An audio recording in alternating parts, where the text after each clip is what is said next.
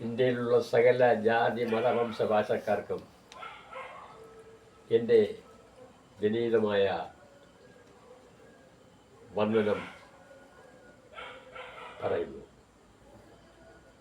ഞാൻ നമ്മുടെ സ്വതന്ത്ര ഇന്ത്യയിൽ കേരളത്തിൽ തിരുവനന്തപുരം ജില്ലയിൽ നെയ്യാറ്റിൻകര താലൂക്കിൽ ചെങ്കൽ വില്ലേജിൽ കീഴ്ക്കൊല്ല ദേശത്ത് ക്രൈസ്റ്റ് ഇല്ലത്തിൽ താമസിക്കുന്നു. ഞാൻ ജനിച്ചു പിറന്നത് 1950. ഞാൻ ഏതാണ്ട് 8 വർഷക്കാലം ചെങ്കൽ ഗ്രാമപഞ്ചായത്തിൽ പഞ്ചായത്ത് മെമ്പറായിരുന്നു. 1995 ജില്ലാ ഡിവിഷനിൽ LDFിൻ്റെ സ്ഥാനാർത്ഥിയായി പാഠശാലയെ മത്സരിച്ചു.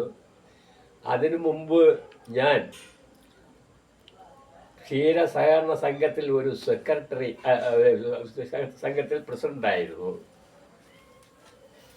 CSI ദക്ഷിണ കേരള മഹായിടവകയുടെ കീഴിലുള്ള സഭകളിൽ 2 സഭകളിൽ ഞാൻ അംഗീകൃത പുരോഹിതനായിരുന്നു. ഇങ്ങനെ പല കാര്യങ്ങളും ഞാൻ ചെയ്തു. എന്നാൽ ഈ അടുത്ത കാലത്ത് എൻ്റെ മനസ്സിലെ ദൈവം വസിച്ചുകൊണ്ട് ഒരുപാട് കാര്യങ്ങൾ എന്നോട് എഴുതാൻ പറഞ്ഞു. 2014 സെപ്റ്റംബർ 1 രാത്രിയിൽ അതിലാദ്യമായിട്ട് പറഞ്ഞ കാര്യമാണ് ഇത്. ആദ്യം ലോകത്ത് വിളിച്ചു പറയണം. എന്താണെന്ന് ചോദിച്ചു. മഹാത്മാജിയെ കൊന്നത് ഗോഡ്സെ അല്ല, പണ്ഡിറ്റ് ജവഹർലാൽ നെഹ്റുവാണ് കൊല്ലിച്ചത്. എന്തിനെ? അന്ന് കൊല്ലിച്ചില്ല എങ്കിൽ മഹാത്മജിയുടെ മനസ്സിലെ ഇന്ത്യയുടെ 1ാമത്തെ പ്രധാനമന്ത്രി സർദാർ വല്ലഭായ് പട്ടേലും ഇന്ത്യയുടെ 1ാമത്തെ രാഷ്ട്രപതി സുഭാഷ് ചന്ദ്രബോസുമായിരുന്നു. അതുകൊണ്ട് എന്ത് ചെയ്തു? അവർ ഇംഗ്ലീഷുപരമായിട്ടുള്ള കരാറിൽ സുഭാഷ് ഇന്ത്യക്ക് വേണ്ടി പോരാടിയ നായകനായ സുഭാഷിനെ കണ്ടുകിട്ടുന്ന സമയം അവർക്ക് കൊടുക്കാമെന്ന് പറഞ്ഞു. കാരണം രാഷ്ട്രപതി ആകരുതല്ലോ. ഗോഡ്സെയെ വിട്ട് പ്രേരിപ്പിച്ച് ഭീഷണിപ്പെടുത്തി, അല്ലെങ്കിൽ അയാളെ കുടുംബത്തിനെ എല്ലാത്തിനും നശിപ്പിച്ചു കളയുന്നു പറഞ്ഞുകൊണ്ട് അവനെ ഭീഷണിപ്പെടുത്തിയിട്ട് പണ്ഡിറ്റ് ജവഹർലാൽ നെഹ്റു ഗോഡ്സെയെ കൊണ്ട് മഹാത്മജിയുടെ ഭക്തൻ പോലും ആയിരുന്നു ഗോഡ്സ കൊല്ലിച്ചു. എന്നിട്ട് നീ കൊന്നതിന് ശേഷം ഞാൻ നിന്നെ വെറുതെ വിടും, ഞാൻ പ്രധാനമന്ത്രിയായി വരും എന്നൊക്കെ പറഞ്ഞു. ഇതിന്റെ ദർശനത്തിൽ എനിക്ക് ദൈവം വെളിപ്പെടുത്തുന്നത് നിങ്ങൾ വിശ്വസിക്കാൻ വേണ്ടിയല്ല. കള്ളന്മാരാണ് ഇവര്. ആ കോൺഗ്രസ് കള്ളന്മാരാണ്.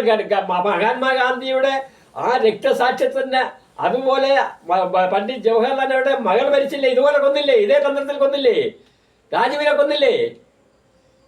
എത്ര പേരെ കൊല്ലായിരിക്കുന്നു. ആ കേസ് അവൻ ഇന്ത്യ ഭരിക്കുന്നു. അവന്റെ സന്തതി, കൊലകാരന്റെ സന്തതി ഇന്ത്യ ഭരിക്കുന്നു, ഇന്ത്യയിൽ മത്സരിക്കുന്നു. ഏതടിസ്ഥാനത്ത്? ജനാധിപത്യം അറിയാമോ? പട്ടികളെ രാഷ്ട്രീയ പാർട്ടികൾക്ക് ജനാധിപത്യം അറിയാമോ? ജനാധിപത്യം ജനങ്ങളുടെ ആധിപത്യമാണ്. അപ്പൊ ജനപ്രതിനിധികളെ നിർത്തേണ്ടത് ജനങ്ങളാ. മതേതരത്വം, ഒരു ജാതി, ഒരു മതം, ഒരു ദൈവം, മനുഷ്യന്. ഇന്ന് ഇന്ത്യ സ്വതന്ത്രമായിട്ടുണ്ടോ? പട്ടികളെ വിദേശത്തുള്ള പള്ളികളെല്ലാം ഇവിടെ നടക്കുന്നത്. വിദേശത്തിൽ നിന്ന് കുടിയേറിയ മതങ്ങളല്ലേ ഇവിടെ ആധിപത്യം സഹായിക്കുന്നത്.